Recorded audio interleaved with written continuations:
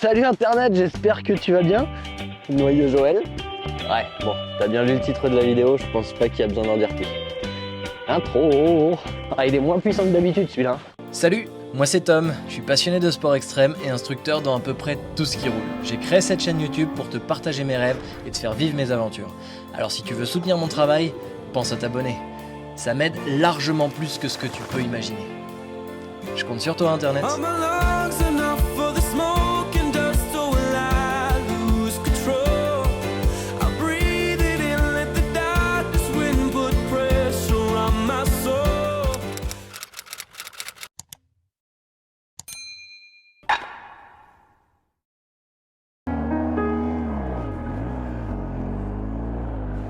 Ouais, t'as bien lu le titre de la vidéo. Et j'en ai effacé beaucoup avant de pouvoir te dire ces mots. Toi et moi, tu sais, ça fait 2 ans maintenant qu'on se connaît. Si je dois vraiment être honnête avec toi, je suis vraiment le premier surpris d'en être arrivé là. Mais attention, surtout ne te méprends pas quand je te dis ça, c'est pas une finalité, c'est rien du tout d'achevé, c'est même plutôt exactement le contraire en fait, quelque chose qui ne fait que commencer. J'aime à dire que mon plan c'est de suivre le vent. Et si j'en suis là, je pense que c'est tout à fait ça. Donc aujourd'hui, le vent me pousse à rouler sur une autre moto qu'Hector. Et je vois ça un peu comme si je tournais la page du préambule de l'histoire que j'ai envie d'écrire. C'est beaucoup plus facile à dire pour moi aujourd'hui qu'il y a quelques mois. Parce qu'on va pas se mentir, ça n'a pas été une décision facile et je l'ai pas prise à la va-vite. Je me suis laissé de nombreux mois de réflexion, de nombreux mois de prise de tête pour être honnête. Le point de départ en fait, c'est quand j'ai pris conscience que j'arrivais au bout de cette moto. Et ne te méprends pas une nouvelle fois Internet, quand je te dis ça, n'y vois aucune pointe d'ego. Mais juste un constat, que je pouvais simplement pas en demander plus à cette moto. Et moi, comme tu le sais sûrement, mon moteur c'est l'apprentissage. Le jour où j'ai plus rien à apprendre, je suis en panne d'essence. Donc si je devais résumer cette 1250 GS en une phrase très simple, ce serait... C'est le maxi-trail le plus facile au monde si tu veux commencer et que t'as pas beaucoup d'expérience. Grâce au télélever. Mais c'est aussi le maxi-trail le plus difficile au monde, si tu sais déjà faire de la moto, à cause du télélever. Alors, c'est pas parce que je vais arrêter de rouler en GS que je vais me mettre à la critiquer, absolument pas. Ça reste une moto extraordinaire, sans laquelle aujourd'hui je serais pas un tiers de ce que je sais. Et ça va peut-être te paraître étrange, mais je voudrais en profiter pour remercier BMW. Les remercier de m'avoir fait découvrir le off-road par le biais du GS Trophy. Remercier le réseau de concessionnaires qui m'a toujours aidé et soutenu dans mes projets et avec qui j'espère continuer à travailler. Remercier BMW France d'avoir eu un tel comportement avec moi, de n'avoir trouvé aucun intérêt dans mes vidéos, m'obligeant à redoubler d'efforts et m'amenant là où je suis aujourd'hui. Comme je te l'ai déjà dit dans une précédente vidéo, ils n'ont vu aucun intérêt dans ce projet, et je respecte, c'est pas à moi de dire une nouvelle fois si c'est bien ou si c'est mal, c'était leur choix. J'ai bien sûr un avis personnel qui se résumerait par un chercheur de sable qui ne trouve pas de sable dans le désert, mais ça c'est mon petit côté taquin, qui n'est vraiment jamais loin. Encore une fois, ils ont fait leur choix, et je les respecte.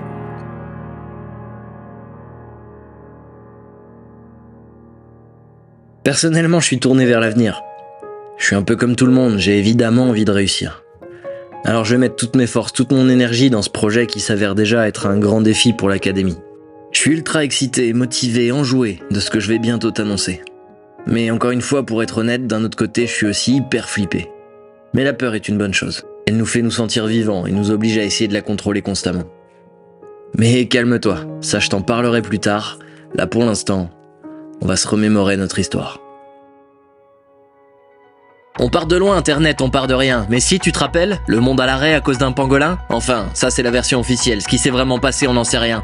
Mais tu te rappelles aussi, ça fait plusieurs fois que je te le dis. Dans tout malheur, il ne tient qu'à toi d'en sortir un peu de bonheur. Une leçon, un apprentissage, bref, une sorte de porte qui s'ouvre sur un nouveau rivage. Tomber, rebondir, avancer, réagir. Être acteur ta putain de vie plutôt que de la subir. C'est que des mots, ça paraît simple dit comme ça, mais la réalité de la vie fait que c'est légèrement plus complexe que ça. Mais la réalité, tu sais quoi ? Moi je lui pète la gueule, je lui rentre dedans. On n'a qu'une vie et s'il y a bien un truc que j'ai compris, c'est que j'ai vraiment envie de l'écrire comme j'ai envie. Ouais, ça fait beaucoup de fois le mot envie en pas longtemps et je suis bien conscient pourtant qu'on fait pas toujours ce qu'on a envie justement. Mais avec le travail, la résilience, un peu de force et beaucoup de persévérance, il ne tient qu'à nous d'écrire, de se créer l'histoire qu'on sera fiers de raconter à nos enfants le soir. Depuis tout petit, je vais être honnête, la musique m'a pas mal guidé. Les mots de Renaud et des Cowboys fringants ont pour moi été souvent comme des bouées. Alors comme tout le monde, quand t'as des modèles, t'essaies de les copier. Je suis loin d'avoir leur talent, mais en tout cas je fais de mon mieux pour essayer de m'en rapprocher. Je cherche pas à faire comme eux, je cherche à faire comme personne d'ailleurs. Je veux juste essayer de transmettre la voix de chaque licorne qui passe dans ma tête. Et bordel, c'est un sacré bordel, parce qu'une licorne c'est un tempérament de rebelle. Donc depuis tout petit j'écris, au fond de ma chambre, avec ma guitare. Et depuis plus récemment je parle à un boîtier noir, une caméra, celle qui nous a présenté toi et moi. J'ai commencé par des vidéos très basiques, avec un savoir-faire en termes d'audiovisuel vraiment très merdique. Mais bon, à l'époque je regardais encore la télé, et c'est ce qui m'a tout de suite rassuré, c'est de prendre conscience que je pouvais difficilement faire plus à chier. J'ai cherché pendant longtemps, mais j'ai toujours pas trouvé la solution pour être derrière et devant en même temps. Quand je te dis ça, je parle de la caméra, évidemment. Donc tu vois, Internet, quand je te dis que je pars de loin, j'exagère vraiment rien. Il y avait au moins un plan flou par vidéo. Mais malgré ça, très rapidement, t'as été là, Internet. T'as embarqué aussi rapidement que Johnny est arrivé. Dans la vidéo 4, il a pointé le bout de son nez et... J'ai longtemps hésité avant de réellement tourner ce que j'avais écrit sur le papier. La peur de passer pour un con, de se planter, d'être jugé, et puis merde, si c'est moi que ça fait marrer, il y en a sûrement d'autres qui vont embarquer. Et puis de toute façon, si c'est pour tourner des vidéos dans le politiquement correct en fonction de ce qui pourrait plaire, bah non, va ailleurs. Il y en a plein qui savent le faire et je leur laisse avec bonheur. Moi je dis ce que je pense et je fais ce que je dis et j'ai l'impression que ça devient de plus en plus rare aujourd'hui. Tu vas peut-être me trouver con, obstiné, borné, mais je préfère me planter avec mes idées, mes convictions plutôt que de réussir, mais pour ça avoir besoin de me travestir. Et puis quand je fais le bilan de tout ce qui s'est passé récemment, bah oui, ces 2 dernières années ont été dures. On a fait énormément de sacrifices sur notre vie personnelle avec The Monster et la petite. Parce que comme toujours, oui, le film au cinéma est très beau. Par contre, les backstage, c'est une autre histoire. Mais pour que tu gardes la magie, c'est mieux que tout ça reste derrière le rideau.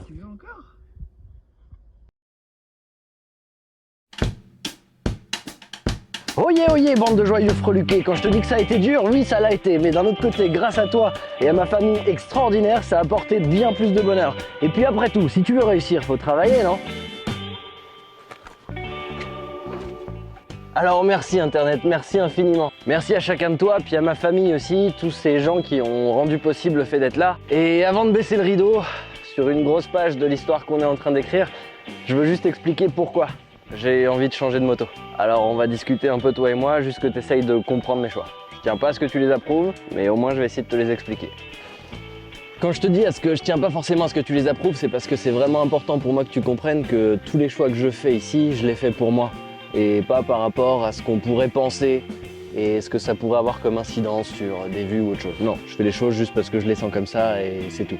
Et pour que tu comprennes ce choix, il faut que tu comprennes un peu plus le fonctionnement du télélever. Bon, je pense que tu le sais Internet, mais je vais te le repréciser, hein. Mon amour pour la 1250 GS, je pense qu'il est plus approuvé. Simplement, comme je te l'expliquais juste avant dans la vidéo, je pense que je suis arrivé au bout de la moto et que pour aller plus loin, étant donné qu'elle va pas évoluer sur les points que j'aimerais qu'elle évolue, je pense qu'il me faut une autre moto. Et c'est vraiment le point de départ. Et le point central de tout ça, c'est le télélever. La 1250 GS, comme plusieurs autres motos de la gamme de chez BMW, a un système de suspension avant non traditionnel, non conventionnel. C'est ce qu'on appelle le télélever, c'est-à-dire qu'elle n'a pas une suspension classique qui va marcher de haut en bas, mais elle a ce fameux télélever qui va marcher d'avant en arrière. Je te schématise le truc vraiment grosso merdo. Je vais essayer de rendre le truc encore un peu plus clair. Une suspension traditionnelle, c'est comme ce que tu as sur les vélos. Ça marche de haut en bas. Simplement comme ça. D'accord ? Un télélever, ça va marcher comme ça. Je le fais bien, hein. Tu retires ce système de suspension de la 1250 GS et la GS n'est plus la GS. Tu divises le nombre de ventes par beaucoup. C'est vraiment ce qui fait que cette moto est populaire. Attention, quand je te dis ça, c'est vraiment mon analyse. Ça a plein d'avantages, mais ça a aussi énormément d'inconvénients. Le postulat de départ du télélever, quand les ingénieurs ont commencé à bosser dessus, c'était très simple, de séparer 2 actions bien distinctes. L'action de suspension de l'action de direction. Et c'est ce qu'ils ont réussi à faire en créant le télélever. Ce qui fait en gros concrètement que cette moto freine à plat. Là où toute autre moto va plonger sur l'avant quand tu vas freiner, celle-là va freiner à plat. Ça, c'est grâce au télélever. Et c'est ce qui fait qu'on se sent si bien dès qu'on monte sur un 1250 GS. Donc c'est peut-être un petit détail pour vous, mais pour moi ça veut dire beaucoup. En gros, concrètement, vu qu'on ne va pas avoir d'action de plongée, on ne va pas avoir d'action de transfert de charge sur l'avant. On rentre dans des termes techniques, encore une fois, je vais essayer de faire simple. En gros, pour te schématiser le truc au plus simple, quand ma moto est à l'arrêt et immobile, 50% de son poids est sur la roue avant et 50% de son poids est sur la roue arrière. Quand je vais accélérer, je vais déplacer le poids sur l'arrière. Donc je vais avoir 80% du poids sur l'arrière par exemple et seulement 20% du poids sur l'avant. Si je vais freiner fort du frein avant, je vais avoir énormément de poids sur la roue avant, 80% et ce coup-ci presque plus à l'arrière. Quand on freine, le transfert de charge est largement augmenté par une suspension dite traditionnelle puisque la moto va plonger. Donc le fait d'avoir le télélever qui assoit cette moto à plat permet de limiter énormément ce transfert de charge et donc de garder un coefficient d'adhérence ultra élevé par rapport à une suspension traditionnelle sur la roue avant. Donc d'augmenter clairement en aisance sur la moto, surtout pour des débutants. À mon sens, c'est vraiment le télélever qui fait le succès de l'AGS. On s'entend, hein, quand je te dis ça, il y a plein d'autres choses qui sont bonnes sur l'AGS. Le boxer est hyper bien, le paralever est hyper bien, l'électronique est hyper bien, mais tu peux retirer ces choses-là, l'AGS sera encore bonne, alors que si tu retires le télélever, l'AGS n'est plus l'AGS. Et c'est vraiment ce qui fait son succès, encore une fois je leur dis, pour la clientèle cible, on va pas se mentir. Homme de plus de 40 ans qui a pas mal réussi dans la vie et qui a pas fait de moto depuis un moment. Bon, maintenant que je t'ai dit tout ça, que c'était un système merveilleux avec des paillettes et tout soin de soin, il n'y a pas que ça. Le télélever, il a aussi plein d'inconvénients. Donc maintenant, on va voir un peu ses points faibles. Déjà, c'est un système qui a plus d'une vingtaine d'années et qui n'a quasiment pas évolué depuis son invention. Ce qui est vraiment dommage, de rester posé sur ses acquis comme ça, alors qu'il y aurait vraiment moyen de le faire évoluer de manière vraiment constructive. Mais bon, bref, c'est un système ancien qui est recyclé depuis des années sans vraiment évoluer. Ensuite, c'est lourd, bon de Dieu que c'est lourd. C'est beaucoup plus lourd qu'une suspension traditionnelle. Encore une fois, je suis pas du tout un détracteur du poids et ça peut même amener des avantages. Typiquement, dans une montée très raide, vu qu'elle est lourde de l'avant, elle va avoir tendance à plutôt rester plaquée. Et ça peut être, d'un autre côté, un avantage. Mais bon, si on peut s'épargner du poids quand même, de manière générale, c'est quand même pas mal. Bon, jusque-là, c'est des petits problèmes qui peuvent se pallier, mais là, on va rentrer dans les problèmes qui commencent à être vraiment plus compliqués. C'est un système de suspension qui est incapable d'amortir tout ce qui est chocs verticaux. Un trottoir ou une marche, par exemple. Tout ça, c'en est absolument incapable. Dès que tu vas rentrer dedans, ça va faire POM et tu vas sentir que ça lui fait mal. Donc ça, c'est un vrai problème, parce que quand on va rencontrer des pistes techniques en off-road, il va falloir être largement meilleur techniquement que quelqu'un qui a une suspension traditionnelle, puisque la suspension ne t'aidera aucunement, et c'est même l'inverse, elle va te punir à la moindre petite fausse note. Et donc par conséquent, forcément, ça rend cette moto incapable de rouler vite en tout-terrain, puisque le tout-terrain est en permanence cassant. Vu que la suspension est incapable d'amortir ce genre de relief, on est limité à ne pas dépasser 30 km/h sur de la piste dès qu'il y a des petites choses cassantes. Ça peut vite être un problème parce qu'en voyage, ça veut dire que forcément, on va avancer beaucoup plus doucement que d'autres motos. La suite logique de tout ça, c'est que quand on veut attaquer des pistes ultra techniques, ce mouvement de pomper et rebond pour taper des marches, par exemple, est impossible avec l'AGS. Donc on est obligé de tout faire à l'embrayage et au moteur. Ce qui rend le truc beaucoup plus compliqué. Donc voilà, c'est pour ça que l'AGS, c'est la moto la plus facile quand tu commences, parce que tu montes dessus, tu es à la maison. Mais dès que tu fais du technique, c'est très compliqué. Bon voilà Internet, c'est une vidéo extrêmement chargée en émotions pour moi, parce que Hector c'est tout un bout de ma vie, clairement.